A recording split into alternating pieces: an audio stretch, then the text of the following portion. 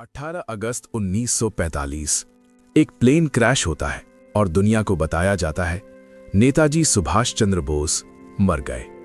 लेकिन ना कोई कंफर्म बॉडी, ना कोई फाइनल प्रूफ। तो सवाल सीधा है, क्या नेताजी सच में मरे थे या उन्हें इतिहास से गायब कर दिया गया? ये सिर्फ एक आदमी की कहानी नहीं है, ये एक ऐसे नेता की कहानी है जिन्हें लोग नेताजी कहते थे। सुभाष चंद्र बोस एक क्रांतिकारी, एक रणनीतिकार और एक ऐसा इंसान जिसने ब्रिटिश एम्पायर को सीधे चुनौती दी।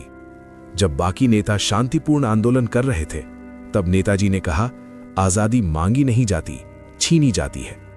उन्होंने बनाई आजाद हिंद फौज। उन्होंने जर्मनी और जापान तक से समर्थन लिया और 1945 तक वो ब्रिटिश के लिए सबसे बड़ा खतरा बन चुके थे। फिर अचानक एक ऐलान होता है, नेताजी मर गए।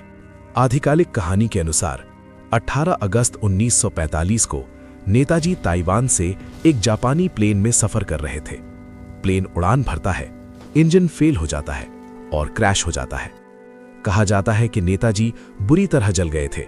उन्हें अस्पताल ले जाया गया और कुछ घंटों बाद उनकी मृत्यु हो गई। सिंपल कहानी, लेकिन अगर सब इतना सिंपल था तो विवाद क्यों? सबसे बड़ा सवाल, बॉडी कहाँ है?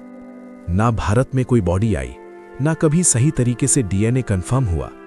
जापान के एक मंदिर में रखी अस्थियों को नेताजी का बताया जाता है, लेकिन आधिकारिक पुष्टि नहीं। गवाहों के बयान भी मेल नहीं खाते। किसी ने कहा नेताजी तुरंत मर गए, किसी ने कहा वो अस्पताल में जिंदा थे और कुछ लोग कहते हैं प्लेन क्रैश हुआ ही नहीं। सोचिए, इतने बड़े नेता की मौत और इतनी कंफ्यूजन। भारत ने इस रहस्य को सुलझाने की कोशिश की 3 बार। पहला, शाहनवाज कमेटी 1956, निष्कर्ष नेताजी की मौत प्लेन क्रैश में हुई। दूसरा, खोसला आयोग 1970, निष्कर्ष वही, केस बंद नहीं। तीसरा, मुखर्जी आयोग 2005, और यही कहानी पलट जाती है। इस आयोग ने कहा कि प्लेन क्रैश थ्योरी को निर्णायक रूप से साबित नहीं किया जा सकता।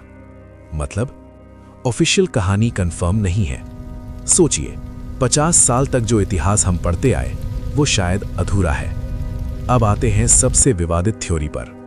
कुछ इतिहासकार मानते हैं नेताजी प्लेन क्रैश में मरे ही नहीं, वो सोवियत यूनियन पहुंच गए थे। कुछ डीक्लासिफाइड दस्तावेज इशारा करते हैं कि उन्हें वहां डिटेन किया जा सकता है। लेकिन समस्या, कोई सीधा सबूत नहीं, सिर्फ अप्रत्यक्ष संकेत और खामोशी, बहुत ज्यादा खामोशी।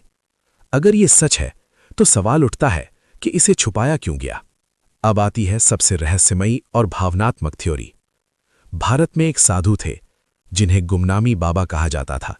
वो लोगों से दूर रहते थे, अपना चेहरा बहुत कम दिखाते थे, लेकिन जब उनके सामान की जांच हुई तो सब चौंक गए। उनके पास नेताजी के परिवार के पत्र थे, पर्सनल चीजें थीं और ऐसी जानकारी जो सिर्फ सुभाष चंद्र बोस को ही हो सकती थी। कई लोग मानते हैं गुमनामी बाबा ही नेताजी थे, लेकिन आधिकारिक पुष्टि नहीं। फिर वही सवाल, सबूत कहाँ है? तो आज हमारे पास क्या है? एक प्लेन क्रैश की कहानी, एक सोवियत थ्योरी, एक छुपी हुई पहचान की कहानी, और इन तीनों में कोई भी 100% साबित नहीं है। अगर आप उस समय होते और आप एक ऐसे नेता होते जिसे दुनिया की ताकतवर सरकारें ढूंढ रही होती, तो क्या आप सामने आते या छिपे रहना चुनते? सच क्या है, शायद हम कभी न जान पाएं।